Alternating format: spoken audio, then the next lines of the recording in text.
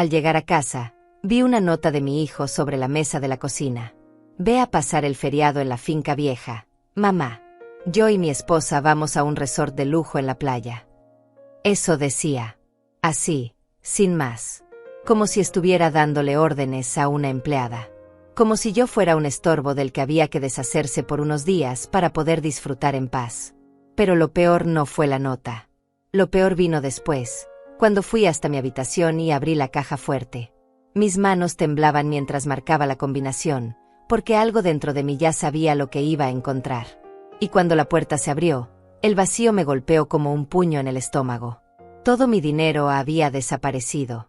Cada billete que había ahorrado durante años.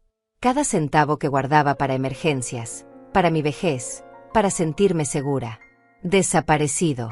Robado por mi propio hijo Diego y esa víbora de su esposa Luisa para irse de vacaciones a un resort de lujo. Cuando esos tortolitos regresaron de su viaje, bronceados y felices, había una sorpresa esperándolos en la puerta de la casa. Una sorpresa que jamás olvidarán. Policías, un abogado, y yo con todas las pruebas de su robo en la mano. Pero eso fue después. Primero déjenme contarles cómo llegué hasta ese punto. Mi nombre es Olivia Ortiz, tengo 68 años, y hoy voy a contarles la historia completa de cómo mi hijo me traicionó de la peor manera posible y cómo preparé mi venganza en silencio mientras ellos disfrutaban en la playa con mi dinero. Sé que muchos no entienden cómo una madre puede llegar a denunciar a su propio hijo. ¿Cómo puede romper ese lazo sagrado que se supone es inquebrantable? Pero cuando una es traicionada, robada, humillada y tratada como basura por la persona que crió con tanto sacrificio, ese lazo se pudre desde adentro. Y llega un momento en que o lo cortas tú, o te arrastra hasta destruirte por completo. Yo elegí cortarlo. Elegí salvarme. Y aunque el camino fue doloroso, aunque tuve que tragarme el orgullo y aceptar que mi propio hijo era un ladrón, hoy estoy aquí para decirles que fue la mejor decisión de mi vida. Pero volvamos al principio. A ese día maldito cuando todo explotó. Era un viernes por la tarde. Había salido a hacer unas compras al mercado, cosas básicas para la semana. Cuando regresé a casa, cargada con las bolsas, noté algo extraño. Un silencio demasiado pesado. Normalmente, aunque Diego y Luisa casi no me dirigían la palabra, siempre había ruido. La televisión encendida, música, conversaciones. Pero ese día, nada. La casa estaba vacía. Dejé las compras en la cocina y fue ahí donde vi la nota. Un papel común, con la letra descuidada de Diego. Ni siquiera se había molestado en decírmelo en persona. Simplemente dejó esa nota como si yo fuera una niña a quien se le dan instrucciones y ya. Ve a pasar el feriado en la finca vieja, mamá. La finca vieja. Así le decíamos a la pequeña propiedad en el campo que había pertenecido a mi madre. Un lugar humilde, sin lujos, a 2 horas de la ciudad. Diego sabía perfectamente que yo detestaba ir sola a ese lugar. Que me traía recuerdos dolorosos de cuando mi madre enfermó y tuve que cuidarla allí hasta sus últimos días. Pero a él no le importaba. A él solo le importaba deshacerse de mí para poder irse tranquilo con su esposa. Sentí la rabia subiéndome por la garganta, pero respiré hondo. Ya estaba acostumbrada al desprecio. A ser tratada como un mueble viejo en mi propia casa. Así que arrugué la nota, la tiré a la basura y decidí que iría a mi habitación a descansar un rato. Fue entonces cuando algo me hizo detenerme. Una corazonada. Un presentimiento horrible que me heló la sangre. Subí las escaleras casi corriendo y fui directo a mi habitación. Cerré la puerta con llave, aunque no había nadie más en la casa. Y caminé hacia el armario donde tenía escondida mi caja fuerte. No era gran cosa, una caja de seguridad mediana que había comprado años atrás, pero era mi seguridad. Ahí guardaba todo el dinero que había logrado ahorrar. Casi $15,000. Cada billete ganado con mi sudor, con años de trabajar limpiando casas ajenas, haciendo costuras, vendiendo comida los fines de semana. $15,000 que representaban mi única protección en este mundo. Marqué la combinación con dedos temblorosos. 6, 14, 28. La fecha de nacimiento de Diego. Qué irónica, ¿verdad? Protegí mis ahorros con la fecha del hombre que terminaría robándolos. La puerta se abrió con un clic suave. Y ahí estaba. El vacío absoluto. Ni un solo billete. Ni una moneda. Solo el forro de terciopelo rojo de la caja, burlándose de mí con su vacío obsceno. Mis piernas se doblaron y caí sentada en el suelo. No podía respirar. No podía pensar. Solo podía mirar ese espacio vacío y sentir cómo mi mundo se desmoronaba. Me habían robado. Mi propio hijo me había robado. Había entrado a mi habitación, había abierto mi caja fuerte y había vaciado hasta el último centavo para irse de vacaciones con su esposa. No lloré en ese momento. El shock era demasiado grande para las lágrimas. Solo me quedé ahí sentada en el piso de mi habitación, sosteniendo esa caja fuerte vacía, tratando de procesar la magnitud de la traición. ¿Cómo había abierto la caja? La respuesta era obvia y me dolió aún más. Yo, como la tonta que fui, le había dado la combinación hace años. Le dije que era por si algún día me pasaba algo, para que supiera dónde estaban mis ahorros. Para que pudiera usarlos en caso de emergencia. Jamás pensé que usaría esa información para robarme mientras estaba viva. Me levanté del piso con dificultad. Mis rodillas crujieron, mi espalda protestó, pero el dolor físico no era nada comparado con el desgarramiento que sentía en el pecho. Volví a bajar las escaleras como autómata y busqué la nota en la basura. La alicé sobre la mesa y la volví a leer, esta vez entendiendo el mensaje completo. Ve a pasar el feriado en la finca vieja, mamá. No era una sugerencia. Era una orden. Querían que me fuera. Necesitaban que estuviera lejos para poder disfrutar de su casa, de su espacio, de su vida, sin la presencia incómoda de la vieja estorbo. Y de paso, aprovecharían para gastarse mi dinero en un resort de lujo en la playa. Un resort de lujo.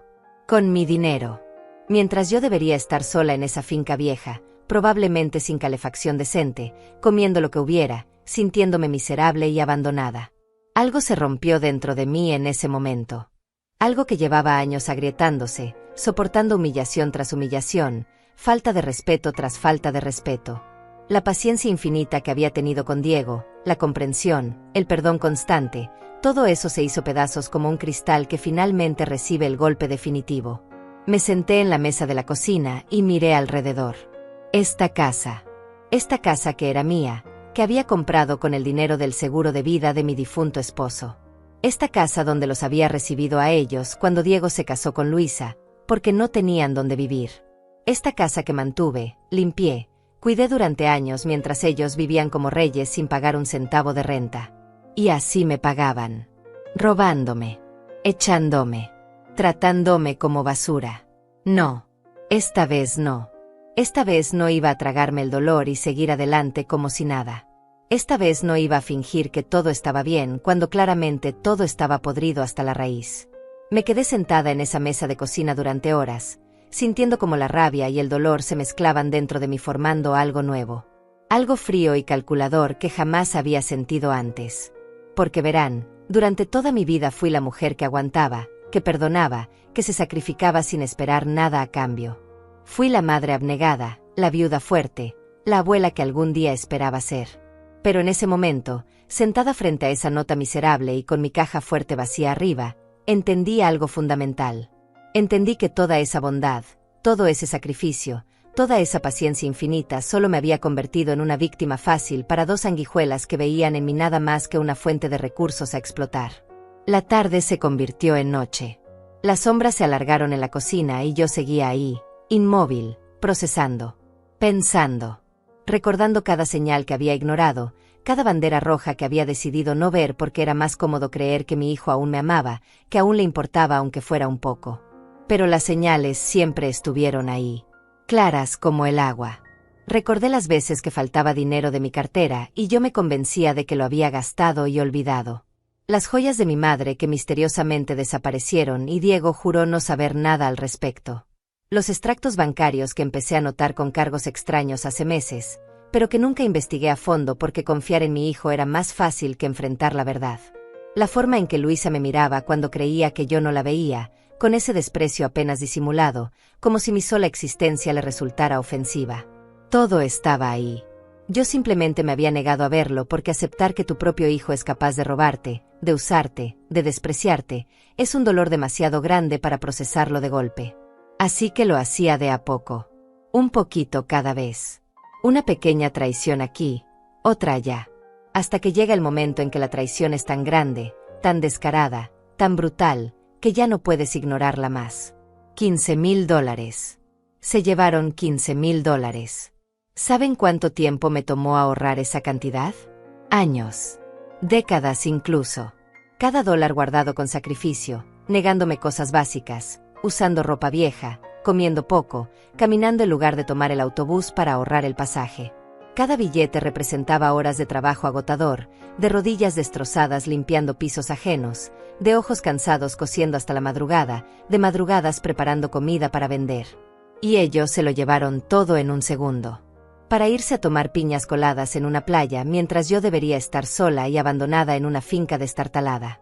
La humillación era casi peor que el robo en sí. La forma tan casual en que lo hicieron, tan confiados de que yo no haría nada, de que me tragaría esta como me había tragado todo lo demás. La arrogancia de dejar esa nota, ni siquiera teniendo el valor de decírmelo a la cara, simplemente dándome órdenes como si fuera su sirvienta. Cuando finalmente me levanté de esa silla, ya era de noche cerrada. Mis huesos crujieron, mi cuerpo protestó después de horas sin moverme, pero mi mente estaba cristalina, fría, determinada. No iba a ir a la finca vieja. No iba a obedecer esa orden como una perra obediente. No iba a quedarme callada y esperar a que regresaran de sus vacaciones de lujo para seguir siendo su cajero automático personal. Esta vez iba a hacer algo diferente. Esta vez iba a protegerme.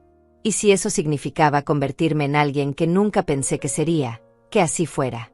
Subí de nuevo a mi habitación y saqué una maleta vieja del armario. Pero no para ir a la finca. Empecé a meter cosas importantes. Documentos, fotografías, algunas joyas que aún me quedaban, ropa suficiente para varios días. No sabía exactamente qué iba a hacer, pero sabía que necesitaba salir de esa casa antes de hacer algo de lo que pudiera arrepentirme. Mientras empacaba, mi mente trabajaba a toda velocidad. Necesitaba ayuda. Necesitaba a alguien en quien pudiera confiar, alguien que no fuera parte de esta familia podrida. Y solo había una persona que encajaba en esa descripción. Amela. Amelia era mi vecina de toda la vida. Nos conocíamos desde que ambas éramos jóvenes madres luchando por salir adelante.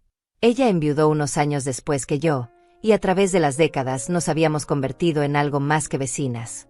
Éramos hermanas de vida, confidentes, el apoyo mutuo que necesitábamos en este mundo cruel.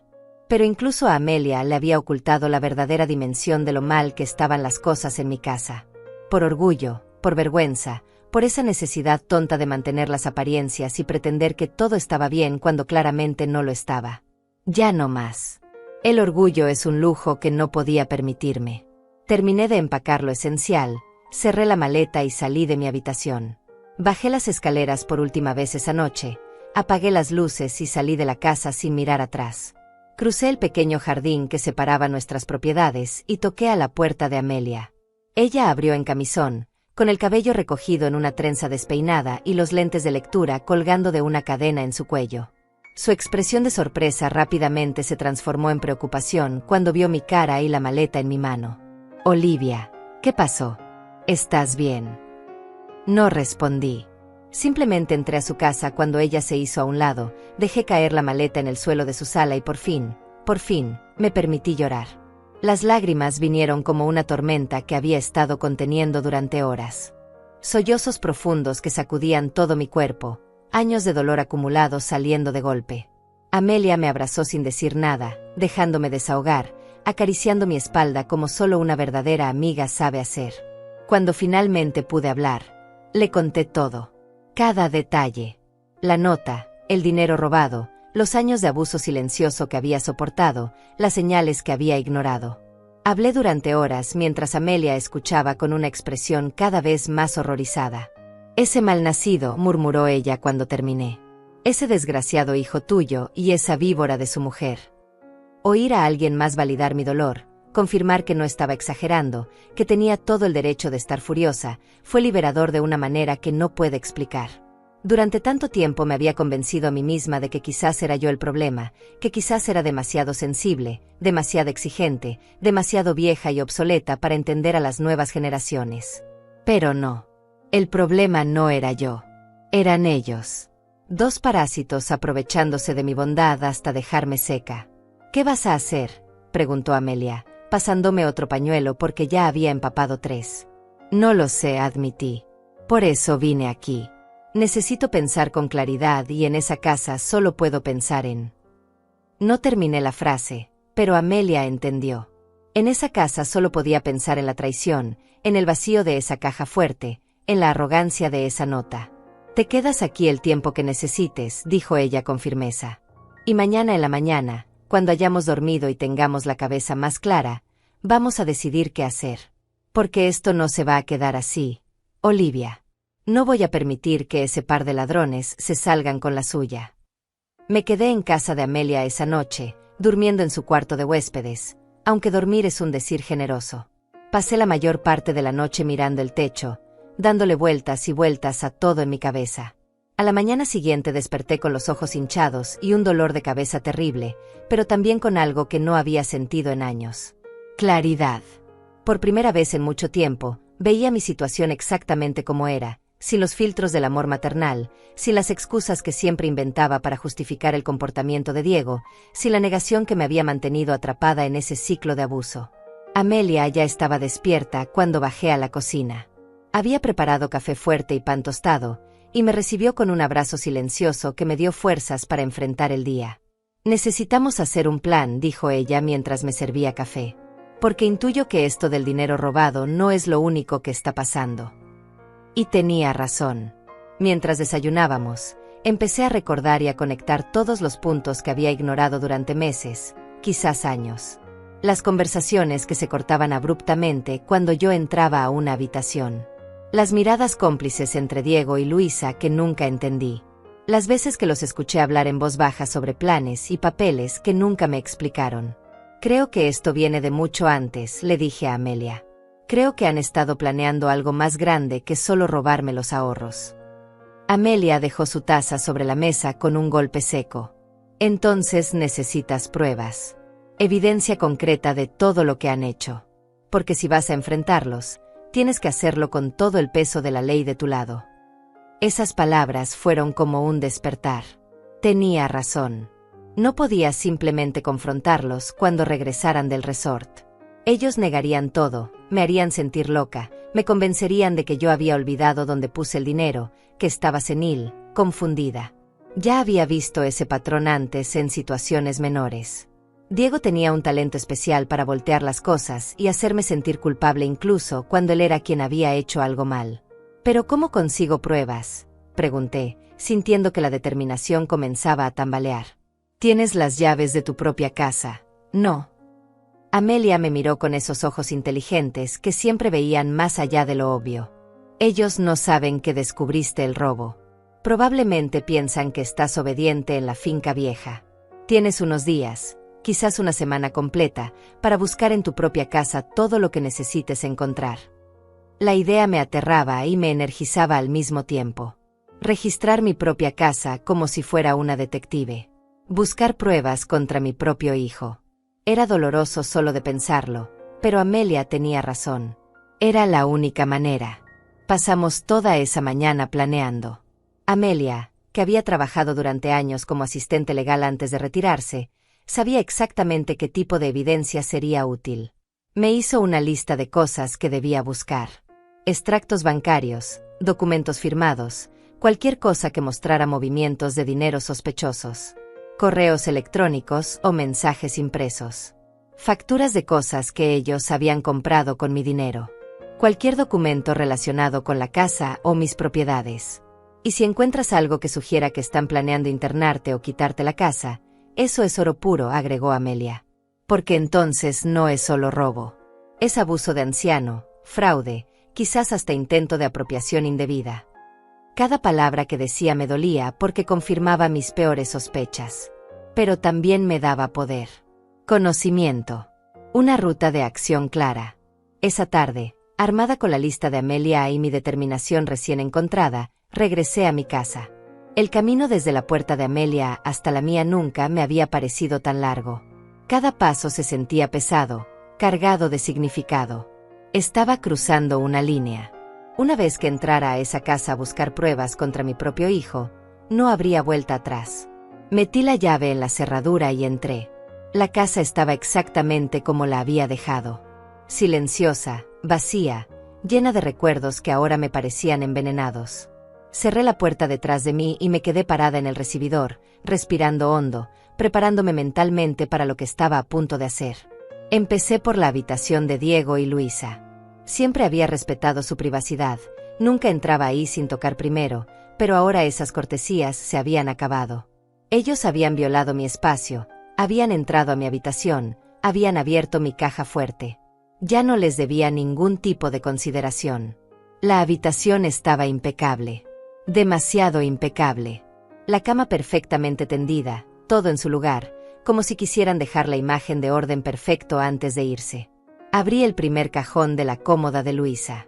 Ropa interior, medias, nada importante. El segundo cajón, suéteres doblados con precisión militar. El tercero, ahí fue donde encontré el primer tesoro. Sobres. Muchos sobres. Y dentro, facturas. Facturas de restaurantes carísimos que nunca había visitado. Recibos de tiendas de ropa de marca que jamás podría pagar. Y lo más revelador, extractos de una tarjeta de crédito que no reconocí. Una tarjeta a nombre de Luisa, pero con un historial de gastos que hacían que se me revolviera el estómago. $12,000 en compras durante los últimos 6 meses. Joyas, ropa, zapatos, cenas, hoteles de fin de semana. Todo cargado a una tarjeta que, según descubrí al revisar más a fondo, tenía como aval mi casa. Mi casa. Habían usado mi propiedad como garantía para obtener una línea de crédito que usaban para vivir como ricos. Las manos me temblaban mientras fotografiaba cada documento con mi teléfono celular viejo.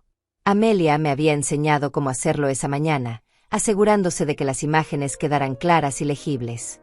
Cada foto era una puñalada en el corazón, pero también una pieza más del rompecabezas que estaba armando. Seguí buscando. En el armario, detrás de las cajas de zapatos caros que seguramente habían comprado con dinero que no era suyo, encontré una carpeta. Una carpeta azul claro que contenía documentos que me helaron la sangre. Eran folletos de residencias para ancianos. Lugares baratos, de mala muerte, con nombres deprimentes y fotografías tristes de viejos abandonados en sillas de ruedas. Y pegado a uno de los folletos con un clip, había una nota escrita a mano por Luisa. Este es el más barato, solo $800 al mes. Una vez que esté ahí, podemos vender la casa sin problema. Tuve que sentarme en el piso. Las piernas no me sostenían. Ahí estaba, negro sobre blanco, la confirmación de mis peores miedos. No solo me estaban robando. Estaban planeando deshacerse de mí por completo.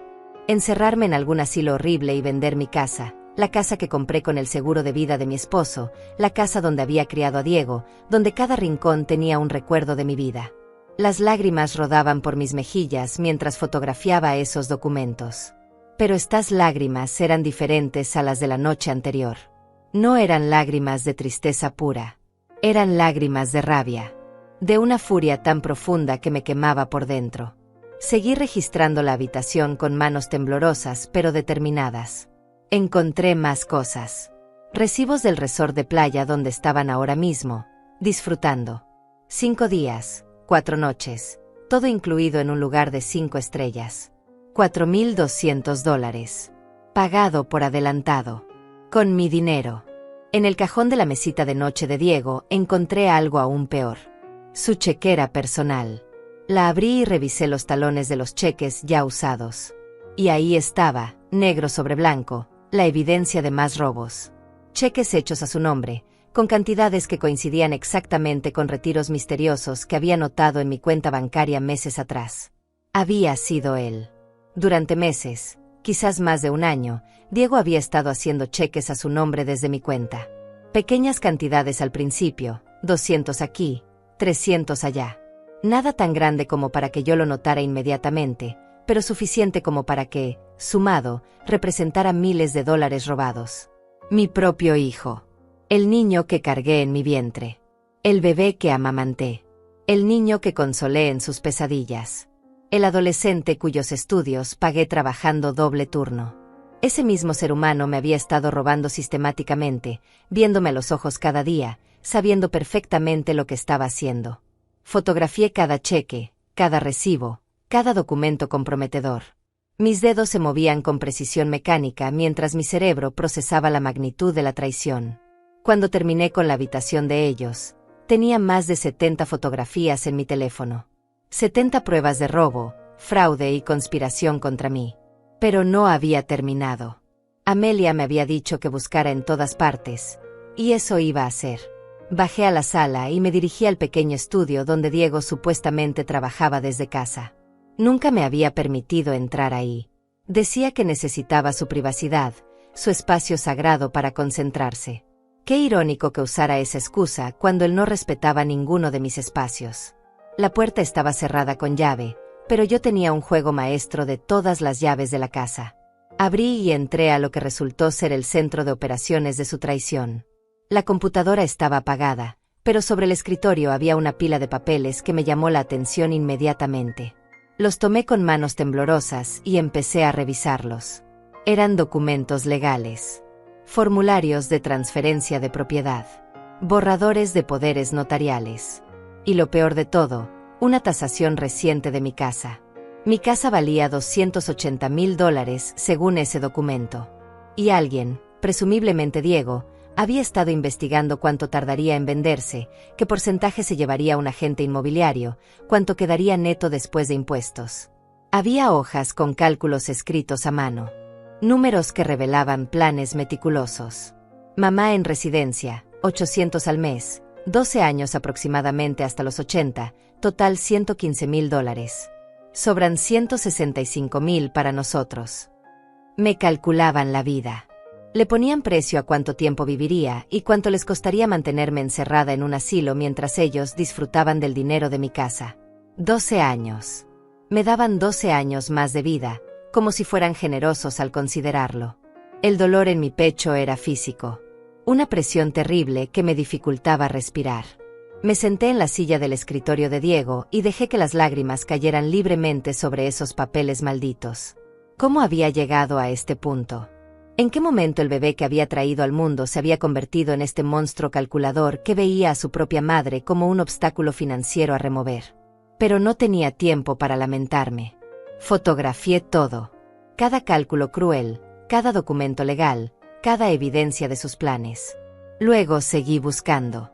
En uno de los cajones del escritorio encontré una libreta. La abrí y casi deseé no haberlo hecho. Era como leer el diario de un psicópata. Páginas y páginas de notas sobre mí, sobre mis rutinas, mis horarios, mis contactos, sobre mi salud, anotaciones de cada vez que mencionaba algún dolor o molestia, y comentarios al margen que me helaron el alma. Mamá olvidó dónde puso las llaves otra vez. Podemos usar eso.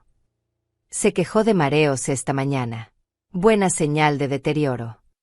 Amelia vino a visitarla. Tenemos que limitar ese contacto.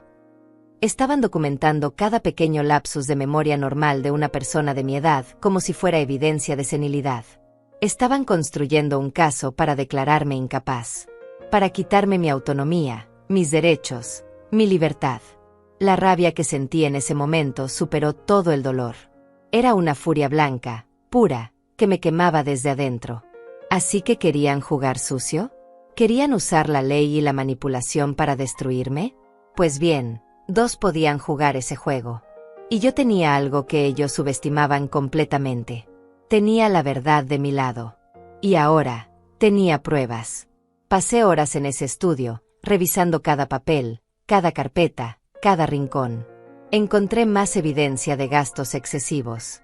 Más recibos de cosas que habían comprado a mis espaldas. Incluso encontré mensajes impresos entre Diego y Luisa, conversaciones donde hablaban de mí con un desprecio que me partió el alma. Tu madre es tan ingenua, ni siquiera revisa los extractos bancarios. Es increíble lo fácil que es manipularla. No podemos esperar mucho más, ya está vieja, podría morirse antes de que podamos sacar provecho real. Sacar provecho. Esas eran las palabras que usaban. Como si yo fuera una inversión, un recurso a explotar antes de que perdiera todo su valor. Cuando finalmente salí de ese estudio, eran casi las 7 de la tarde. Había pasado todo el día en mi propia casa, sintiéndome como una intrusa, descubriendo horrores que nunca imaginé posibles. Mi teléfono estaba lleno de fotografías. Tenía evidencia suficiente para hundirlos, para demostrar cada robo, cada mentira, cada plan malicioso. Regresé a casa de Amelia con los hombros caídos, pero con un archivo digital que valía oro. Ella me esperaba ansiosa, y cuando le mostré todo lo que había encontrado, su rostro pasó por una gama de emociones que iban desde el shock hasta la indignación absoluta. «Esto es suficiente», dijo después de revisar las fotografías durante casi una hora. «Esto es más que suficiente para un caso criminal. Olivia, lo que te han hecho no es solo moralmente repugnante, es ilegal en múltiples niveles». Esa noche, Amelia hizo algunas llamadas. Tenía contactos de sus años trabajando en el bufete de abogados. A la mañana siguiente, teníamos una cita con un abogado especializado en casos de abuso de ancianos y fraude familiar. El abogado se llamaba Carlos Mendoza, un hombre de unos 50 años con cabello gris en las sienes y una expresión seria que inspiraba confianza. Nos recibió en su oficina un martes por la mañana, y durante 3 horas le mostré todo. Cada fotografía, cada documento, cada evidencia del robo sistemático y los planes de mis propios familiares contra mí. Carlos Mendoza no mostraba muchas emociones mientras revisaba el material, pero cuando terminamos, se recostó en su silla y soltó un suspiro largo. «Señora Ortiz», dijo finalmente, «en mis 25 años ejerciendo, he visto muchos casos de abuso familiar. Pero este es particularmente cruel. Y particularmente sólido desde el punto de vista legal». «¿Qué significa eso?», pregunté, mi voz apenas un susurro. «Significa que tiene un caso criminal muy fuerte. Robo, fraude, apropiación indebida, conspiración para cometer fraude. Podría incluso argumentarse intento de secuestro si logramos probar que planeaban internarla contra su voluntad. Su hijo y su nuera podrían enfrentar cargos penales serios». Escuchar esas palabras dichas en voz alta por un profesional hizo que todo se volviera real de una manera que me asustó. Una cosa era estar furiosa y querer justicia en la privacidad de mi dolor. Otra muy distinta era sentarse frente a un abogado que te dice que tu hijo podría ir a la cárcel. «¿Y si no quiero que vayan a la cárcel?», pregunté. «Si solo quiero recuperar mi dinero y que me dejen en paz». Carlos me miró con una mezcla de comprensión y firmeza. «Señora Ortiz, entiendo que es su hijo. Entiendo el conflicto emocional. Pero necesita comprender algo importante. Estas personas no van a dejarla en paz. Los planes que descubrió no son fantasías pasajeras. Son planes concretos para despojarla de todo. De su dinero, de su casa, de su libertad. Si usted no toma acción legal fuerte ahora, ellos van a continuar hasta destruirla completamente». Sus palabras eran duras pero necesarias. Amelia, sentada a mi lado, tomó mi mano y la apretó con fuerza. «Tiene razón, Olivia», dijo ella.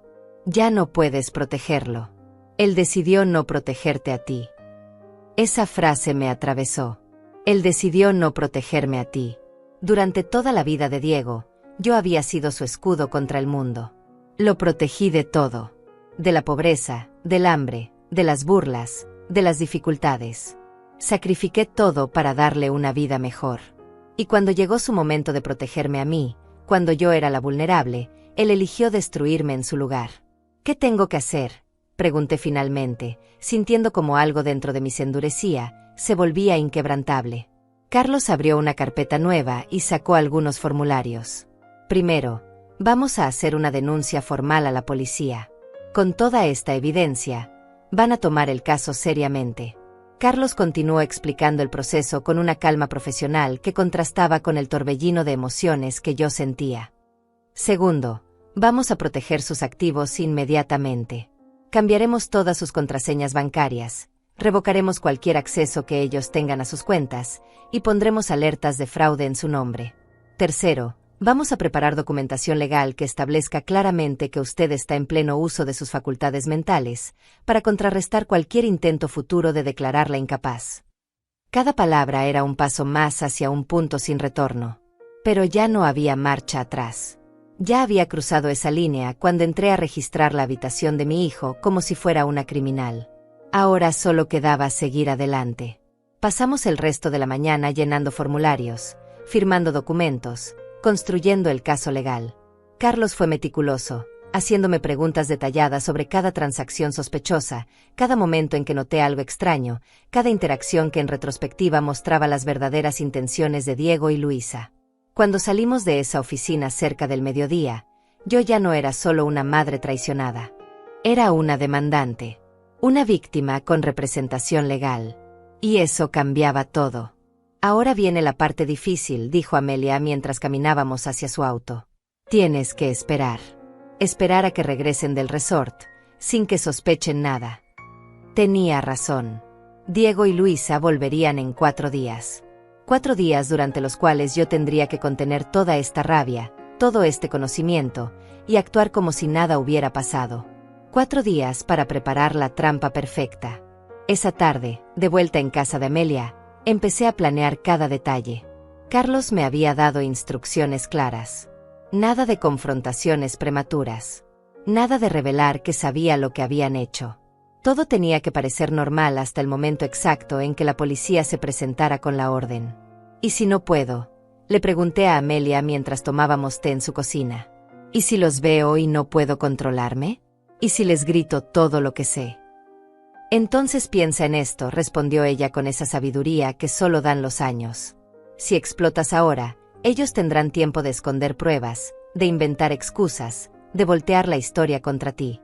Pero si esperas, si dejas que regresen confiados de que se salieron con la suya, cuando caiga el martillo va a ser mucho más contundente.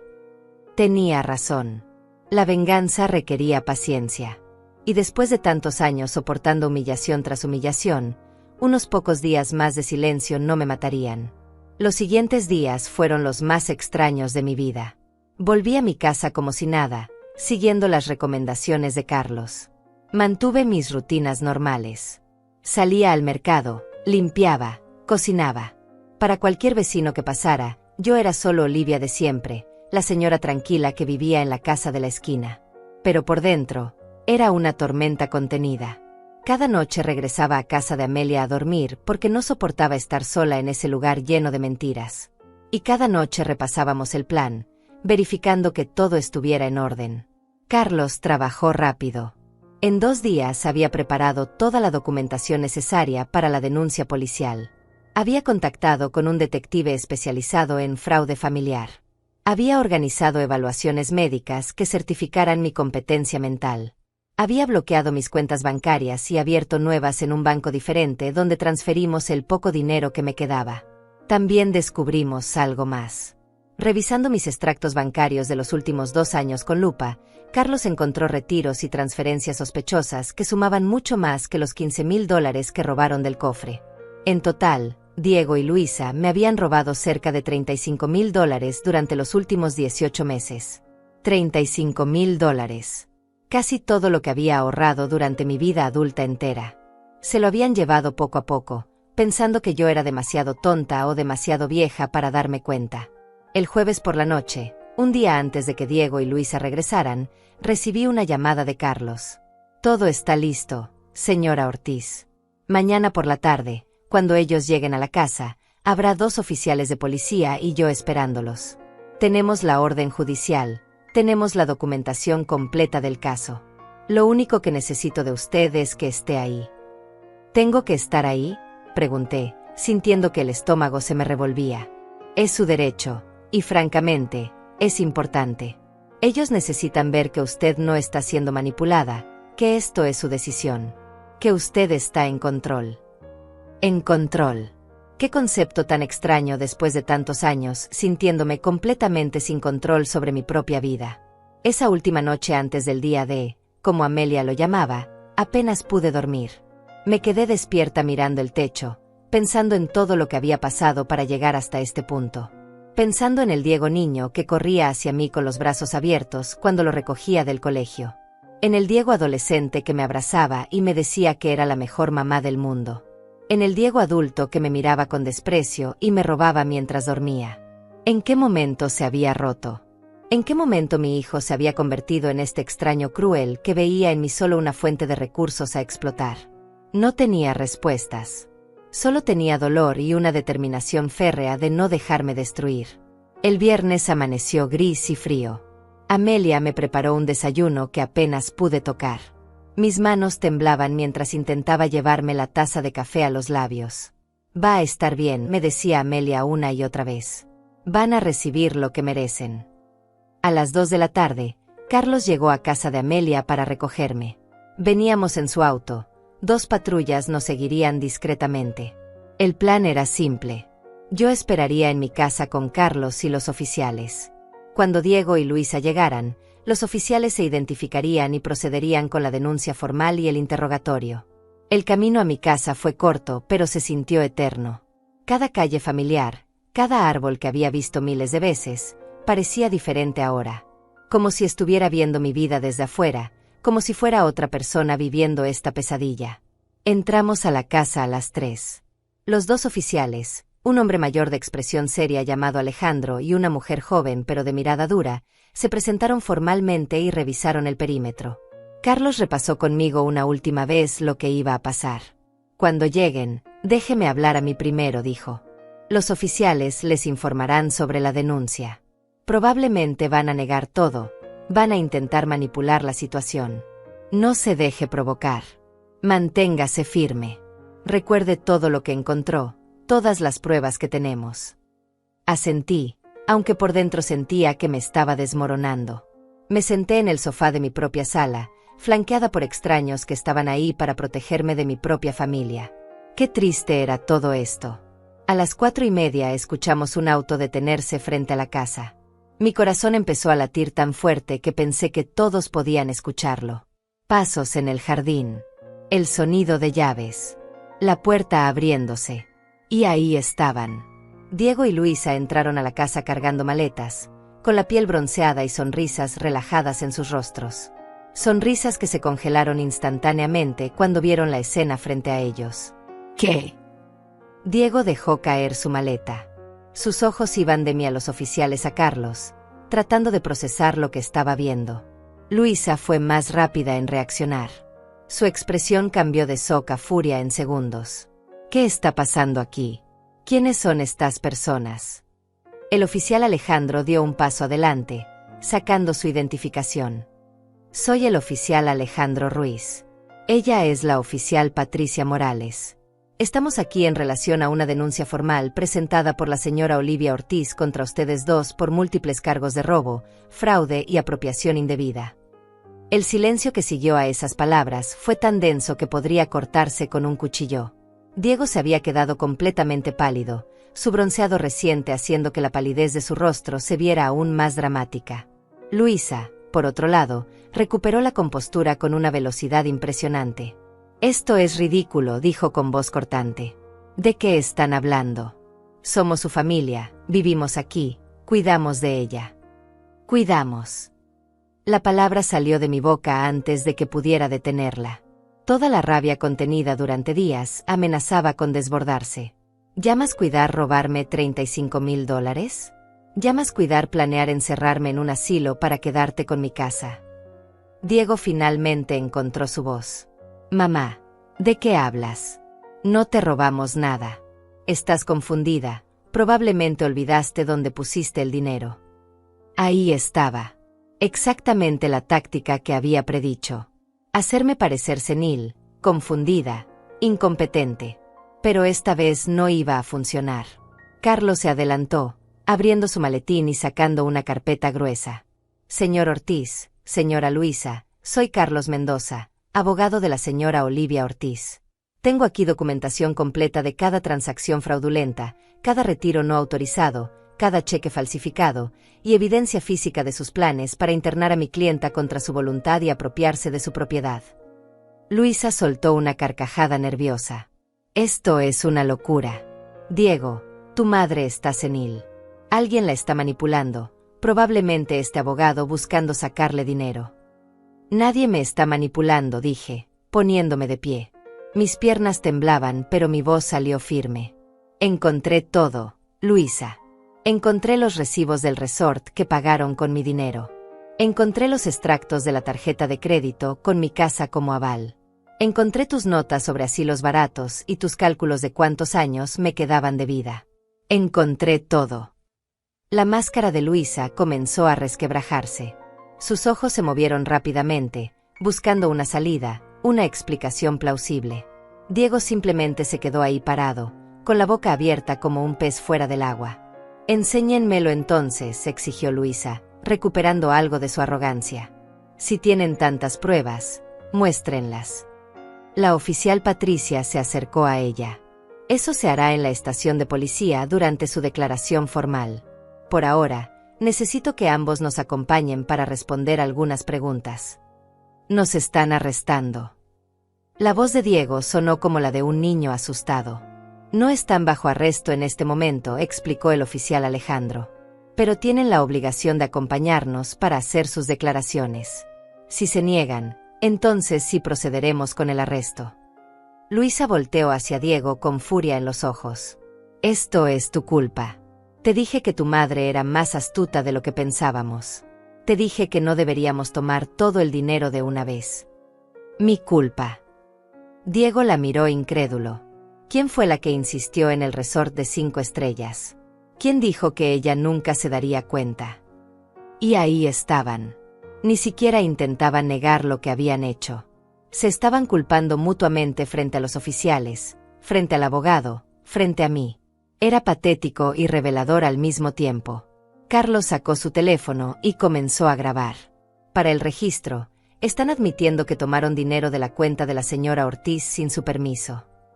Luisa se dio cuenta demasiado tarde de lo que habían revelado. No estamos admitiendo nada. Diego, cállate. No digas nada más. Pero Diego ya estaba desmoronándose. Las lágrimas comenzaron a rodar por sus mejillas mientras me miraba. Mamá, lo siento. No queríamos que llegara tan lejos. Solo necesitábamos el dinero. Tenemos tantas deudas, y tú tienes la casa, tienes ahorros. Pensamos que podrías compartir. Compartir. La palabra salió como un grito de mi garganta. ¿Llamas robar, compartir? ¿Llamas planear encerrarme en un asilo, compartir? Te di todo, Diego. Todo. Trabajé hasta destrozarme el cuerpo para que tú tuvieras comida, ropa, educación. Y así me pagas. Robándome en mi propia casa mientras duermo. No fue robar, intentó defenderse Diego débilmente. Eres mi madre. Pensé que algún día todo eso sería mío de todas formas. Algún día cuando yo muriera, dije, sintiendo como cada palabra se clavaba en mi pecho como un clavo. Pero no podías esperar a que muriera naturalmente, ¿verdad? Tenían que acelerar el proceso. Encerrarme, aislarme, matarme lentamente de tristeza en algún asilo horrible mientras ustedes vivían en mi casa y gastaban mi dinero. Luisa había perdido todo rastro de compostura. Esto es absurdo. Esa casa es demasiado grande para ella sola. Está desperdiciando espacio. Nosotros somos jóvenes, tenemos una vida por delante, necesitamos recursos para crecer. Y yo ya no merezco nada porque soy vieja, terminé la frase por ella. Esa es tu lógica, ¿verdad, Luisa? Los viejos no merecen dignidad, no merecen respeto, no merecen sus propios recursos porque ustedes, los jóvenes, los necesitan más. Suficiente, interrumpió el oficial Alejandro. Señor Ortiz, señora Luisa, tienen que acompañarnos ahora. Pueden llamar a un abogado desde la estación. Diego dio un paso hacia mí, extendiendo las manos en súplica. Mamá, por favor, no hagas esto. Soy tu hijo. Podemos arreglarlo, te devolveremos el dinero, lo prometo. ¿Con qué dinero?, pregunté amargamente. Según los recibos que encontré, se gastaron $4,200 solo en el resort. Tienen deudas de $12,000 en tarjetas de crédito. No tienen nada para devolverme porque se gastaron todo viviendo por encima de sus posibilidades mientras me robaban. Luisa soltó una maldición y se dirigió hacia la puerta. No voy a seguir escuchando esto. Diego, vámonos. No pueden irse, dijo la oficial Patricia, bloqueándole el paso. Como dije, pueden venir voluntariamente o bajo arresto. Ustedes eligen. La tensión en la habitación era insoportable. Diego lloraba abiertamente ahora, un espectáculo patético de un hombre de 35 años que finalmente enfrentaba las consecuencias de sus acciones. Luisa estaba furiosa, con el rostro rojo y los puños apretados, pero atrapada sin salida. Está bien, dijo finalmente Diego con voz quebrada. Iremos. Pero mamá, por favor, piénsalo bien. Una vez que hagamos esto oficial, no hay vuelta atrás. Nuestra relación quedará destruida para siempre. Nuestra relación quedó destruida el día que decidiste que robarme era aceptable, respondí con una calma que no sabía que poseía. El día que planificaste encerrarme en un asilo como si fuera basura de la que hay que deshacerse. Tú destruiste esta relación, Diego. No yo. Los oficiales escoltaron a Diego y Luisa fuera de la casa. Los vi subir a la patrulla, Diego todavía llorando, Luisa con la mandíbula apretada y odio puro en los ojos. Mientras el auto de policía se alejaba, sentí que mis piernas finalmente cedían. Carlos me sostuvo del brazo y me ayudó a sentarme de nuevo en el sofá. Lo hizo muy bien, señora Ortiz. Sé que fue difícil, pero lo hizo perfecto. Sus admisiones fueron grabadas. Todo está documentado. ¿Y ahora qué pasa?, pregunté, sintiendo de repente un cansancio abrumador. Ahora van a ser interrogados formalmente. Con toda la evidencia que tenemos y sus propias admisiones, lo más probable es que el fiscal presente cargos criminales. Podrían enfrentar entre 2 y 5 años de prisión por fraude y robo agravado, más las restituciones que tendrán que pagarle. 5 años. Mi hijo podría pasar 5 años en prisión por lo que me hizo. Debería sentir satisfacción, justicia, pero lo único que sentía era un vacío profundo. ¿Se arrepiente?, preguntó Carlos suavemente, leyendo mi expresión. No, respondí después de un momento. No me arrepiento de denunciarlos. Me arrepiento de que fuera necesario. Me arrepiento de haber criado a un hijo capaz de esto. Pero no me arrepiento de protegerme. Carlos asintió con comprensión. Es una distinción importante. Y para el registro, hizo lo correcto. Si no hubiera actuado, ellos habrían continuado hasta dejarla sin nada.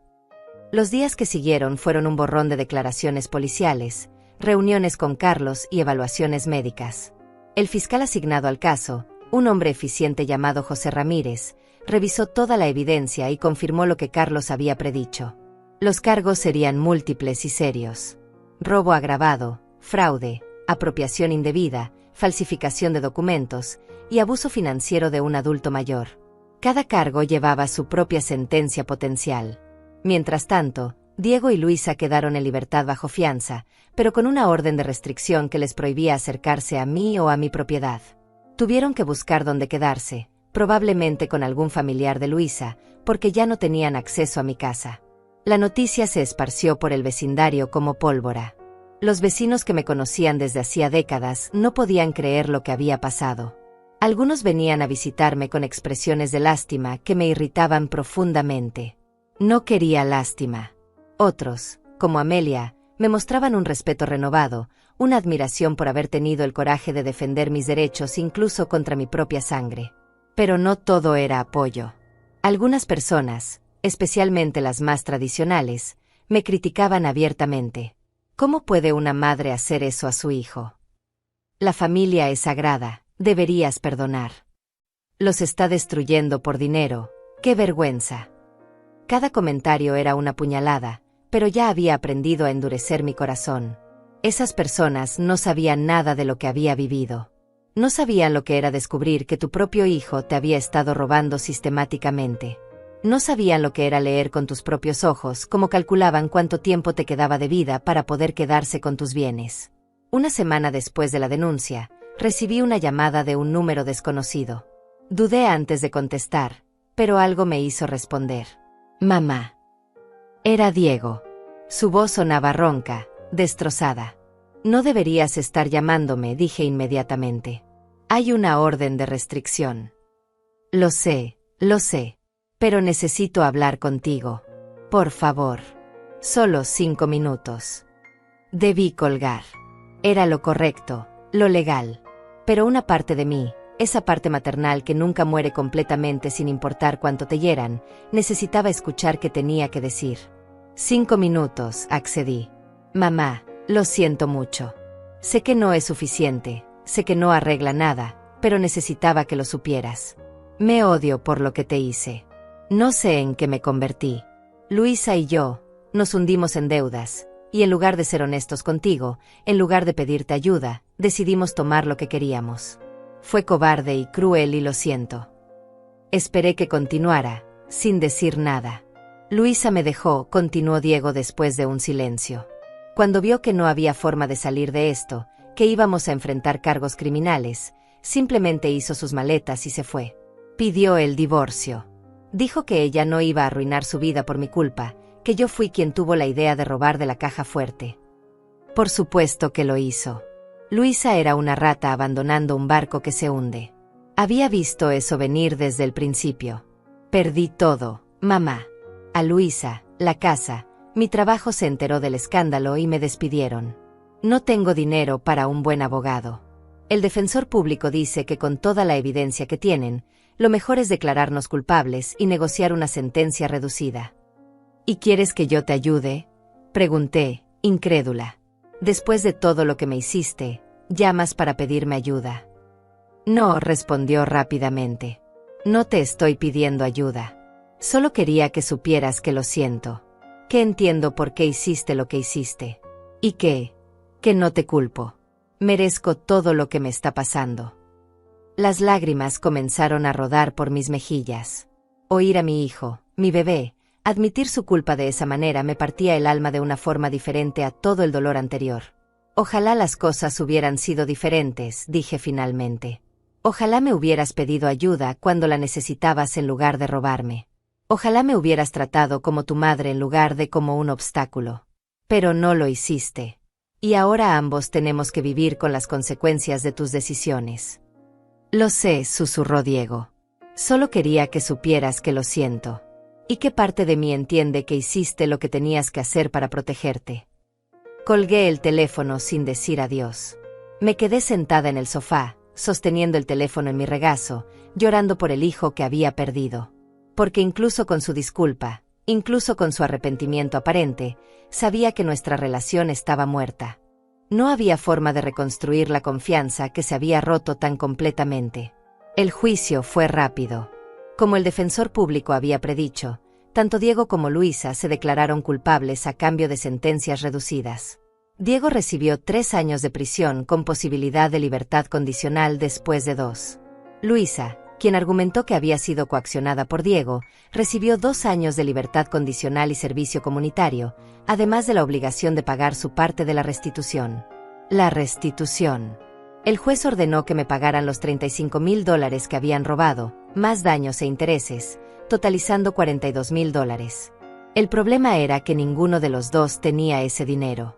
Diego iría a prisión sin un centavo.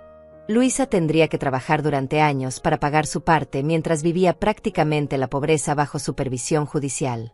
La ironía era amarga. Habían destruido sus vidas intentando robar mi dinero, y al final no solo no se quedaron con nada, sino que quedaron endeudados y destruidos. No fui al juicio el día de la sentencia. No podía. No podía ver a mi hijo parado frente a un juez, siendo sentenciado a prisión. Carlos me representó y me mantuvo informada de todo. Cuando me llamó para darme la noticia de las sentencias, me encontró llorando en casa de Amelia. ¿Se arrepiente de haberlo denunciado?, preguntó Amelia, abrazándome. No, respondí entre sollozos. Me arrepiento de que fuera necesario.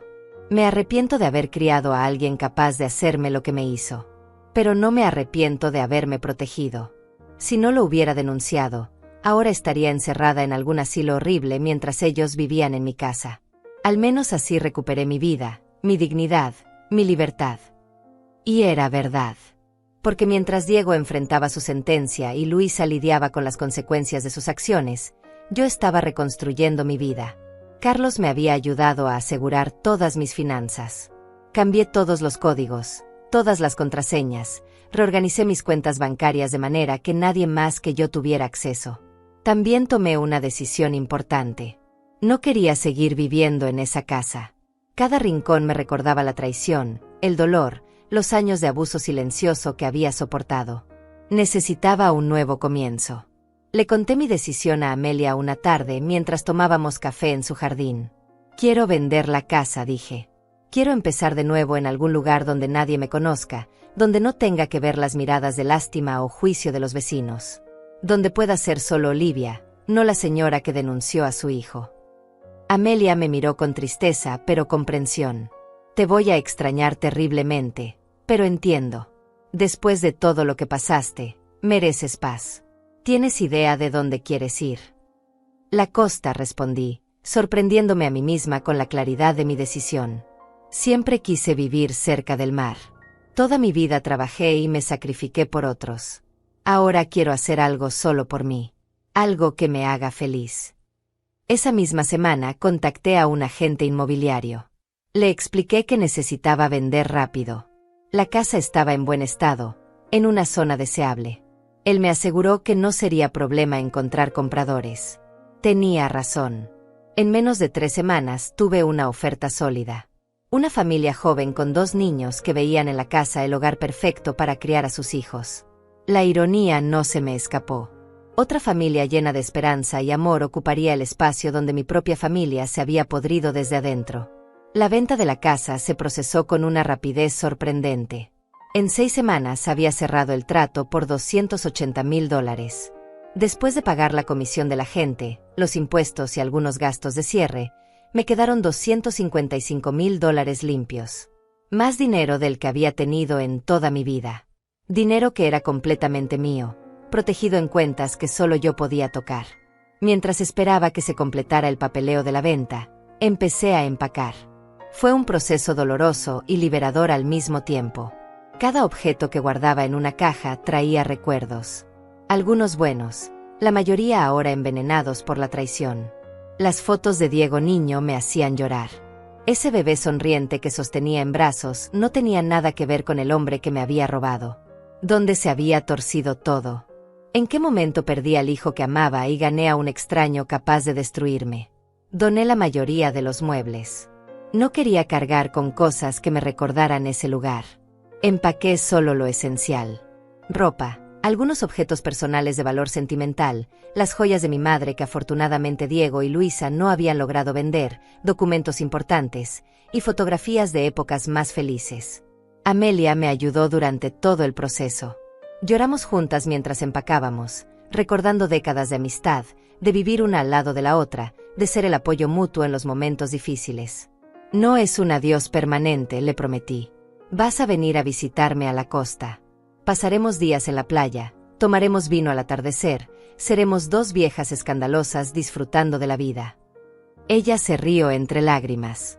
Más te vale cumplir esa promesa, Olivia Ortiz. Porque si desapareces y me dejas sola con estos vecinos chismosos, voy a ir a buscarte y arrastrarte de vuelta. Mientras empacaba, también recibí noticias sobre Diego y Luisa. A través de Carlos me enteré de que Luisa efectivamente había pedido el divorcio y estaba viviendo con sus padres, trabajando en 2 empleos para empezar a pagar la restitución ordenada por el juez. Su vida de lujos había terminado abruptamente. Ahora era solo otra persona luchando por llegar a fin de mes, cargando con el peso de sus crímenes. Diego estaba en prisión. No había ido a visitarlo, ni planeaba hacerlo. Carlos me mantuvo informada de su situación.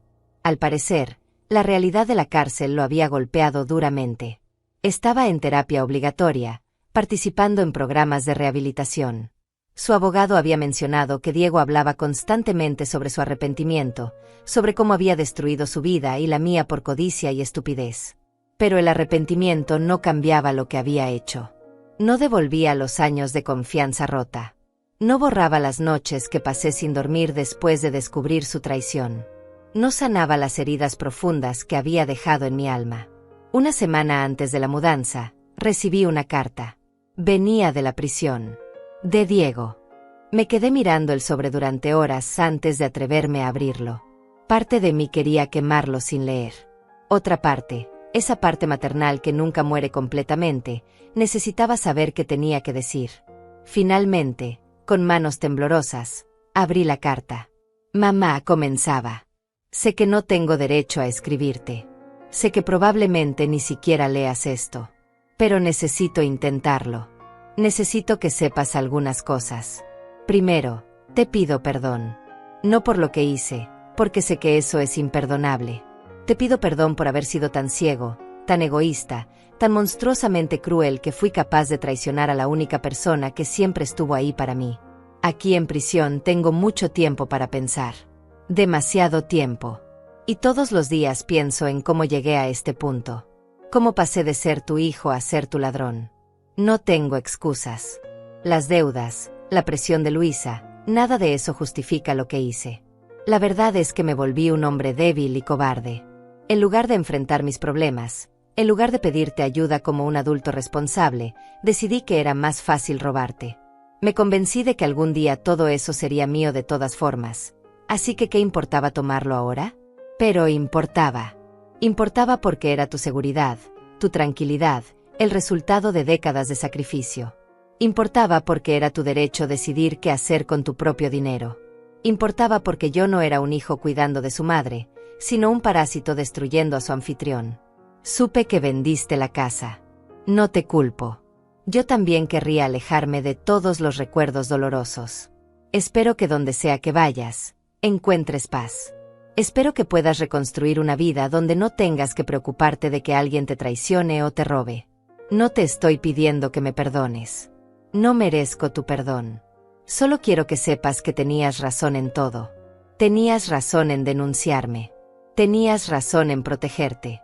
Tenías razón en elegirte a ti misma cuando yo había elegido destruirte. Si algún día, dentro de muchos años, cuando salga de aquí y haya logrado reconstruir algo de mi vida, si algún día quisieras hablar conmigo, estaré aquí, esperando. Pero si nunca quieres volver a verme, también lo entenderé. Es tu derecho. Es lo menos que merezco. Cuídate, mamá. Y por favor, sé feliz. Después de una vida entera de cuidar a otros, especialmente a un hijo ingrato como yo, mereces cada momento de felicidad que puedas encontrar. Con todo el arrepentimiento del mundo, Diego. Terminé de leer la carta con lágrimas corriendo por mi rostro. No eran lágrimas de perdón o reconciliación. Eran lágrimas por lo que pudo haber sido y nunca sería. Por la relación madre-hijo que había muerto el día que él decidió que robarme era aceptable. Doblé la carta cuidadosamente y la guardé en una caja con otras cosas de Diego que no podía tirar pero tampoco quería ver regularmente. Algún día, quizás en años, podría releerla. O quizás no. El tiempo lo diría. El día de la mudanza llegó más rápido de lo esperado. La empresa de mudanzas llegó temprano en la mañana para cargar las pocas cajas que me llevaba. El resto de los muebles y objetos se habían vendido, donado o tirado. Amelia estaba ahí, por supuesto. Me ayudó con los últimos detalles, revisando cada habitación para asegurarse de que no olvidara nada importante. ¿Estás segura de esto?, me preguntó mientras cerrábamos la puerta principal por última vez. Más segura que nunca, respondí, entregándole las llaves a los nuevos dueños que esperaban emocionados para tomar posesión de su nuevo hogar. Amelia me llevó al aeropuerto. Mi destino era un pequeño pueblo costero a 1200 kilómetros de distancia. Un lugar que había descubierto durante mis búsquedas en Internet, un pueblo tranquilo con casas frente al mar y una comunidad pequeña pero acogedora. Ya había comprado un departamento ahí. Nada lujoso, pero perfecto para mí. 2 habitaciones, una cocina luminosa, y lo más importante, un balcón con vista directa al océano. Había pagado en efectivo, $120,000, dejándome con suficiente dinero para vivir cómodamente el resto de mis días sin preocupaciones financieras. En el aeropuerto, Amelia y yo nos abrazamos durante largos minutos, ninguna queriendo soltar a la otra. Llámame cuando llegues, dijo ella, secándose las lágrimas. Y cada día después de eso si es necesario. No creas que te vas a librar de mí tan fácilmente.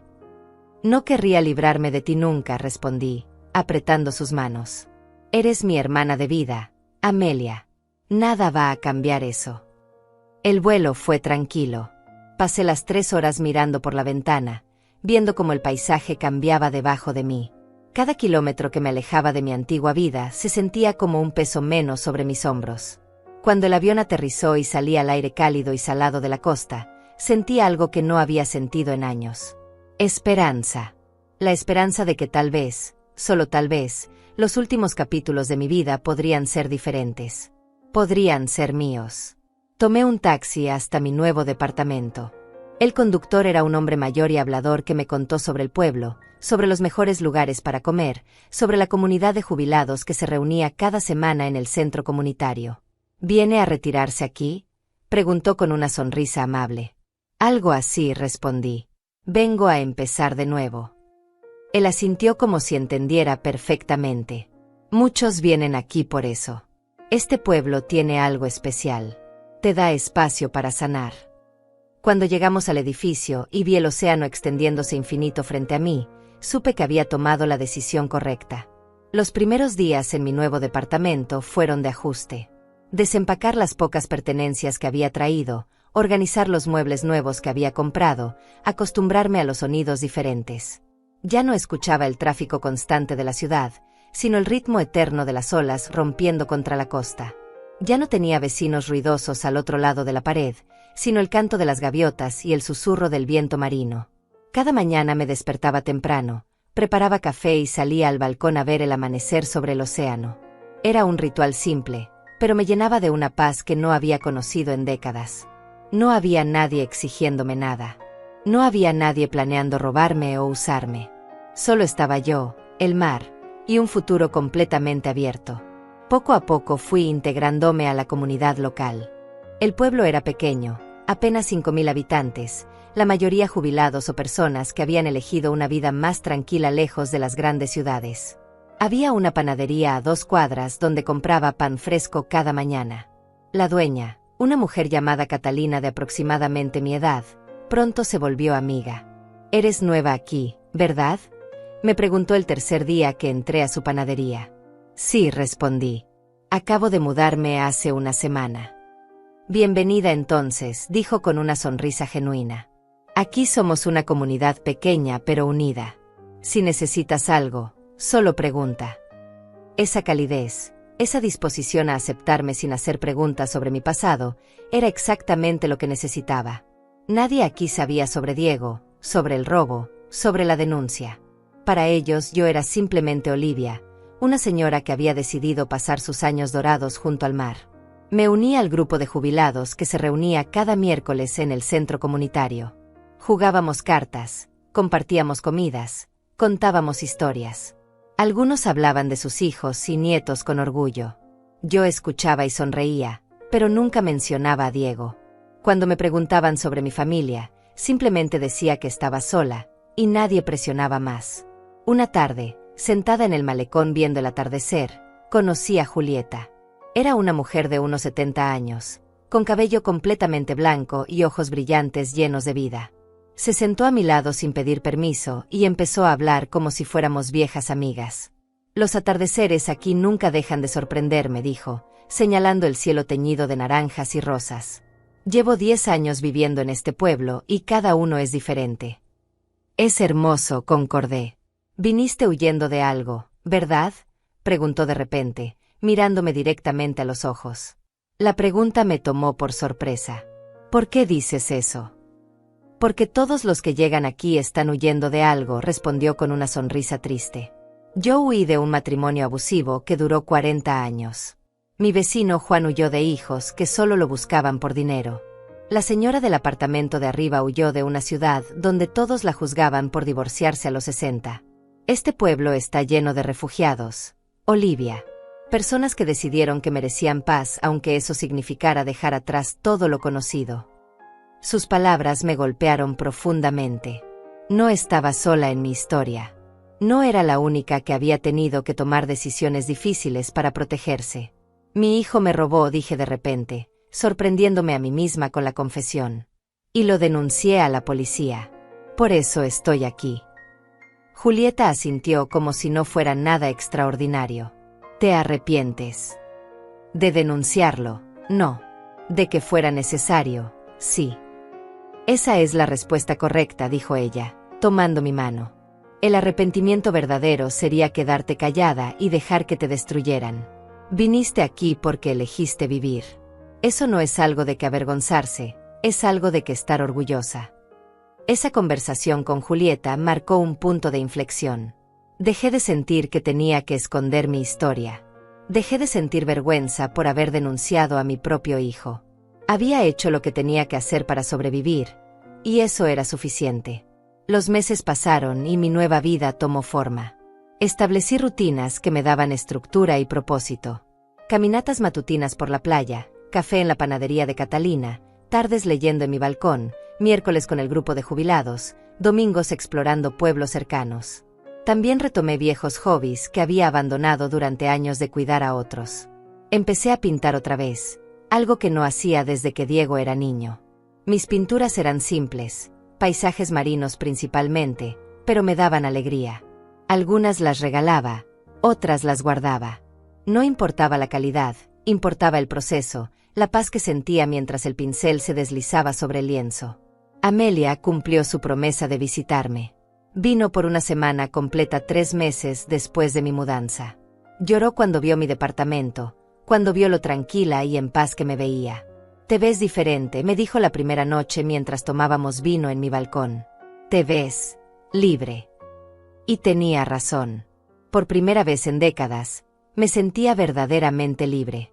Libre del peso de expectativas que nunca podría cumplir. Libre de la culpa que había cargado por años, sintiendo que nunca era suficiente como madre. Libre del miedo constante de ser traicionada otra vez. Durante esa semana, Amelia y yo hablamos sobre todo. Sobre Diego, sobre su vida en prisión, sobre Luisa que seguía luchando con sus pagos de restitución. Amelia me contó que algunos vecinos del antiguo barrio todavía hablaban del escándalo, pero que ella siempre me defendía. «Les digo que hiciste lo correcto», me contó. «Que cualquiera en tu situación hubiera hecho lo mismo». Algunos entienden, otros siguen con su mentalidad de que la familia es sagrada sin importar qué. Pero esos no importan. También me dio noticias que no sabía si quería escuchar. Diego había escrito varias cartas más.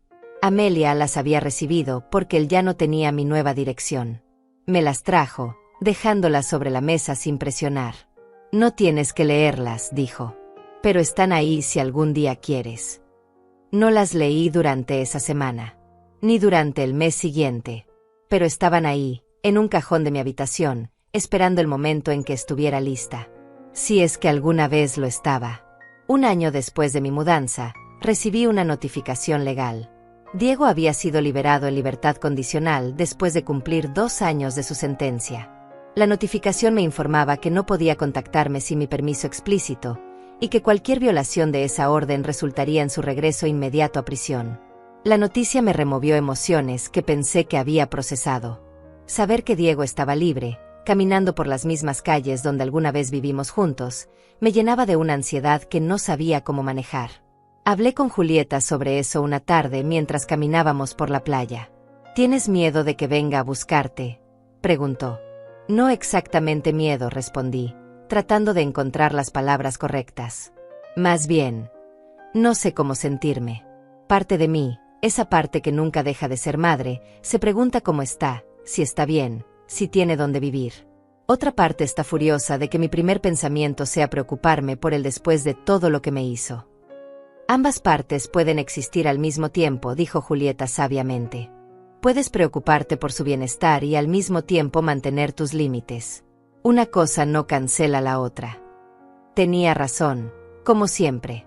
Porque esa era la complejidad de todo esto. Diego seguía siendo mi hijo. Eso no cambiaba por mucho que hubiera roto mi confianza. Pero ya no era mi responsabilidad salvarlo o protegerlo de las consecuencias de sus acciones.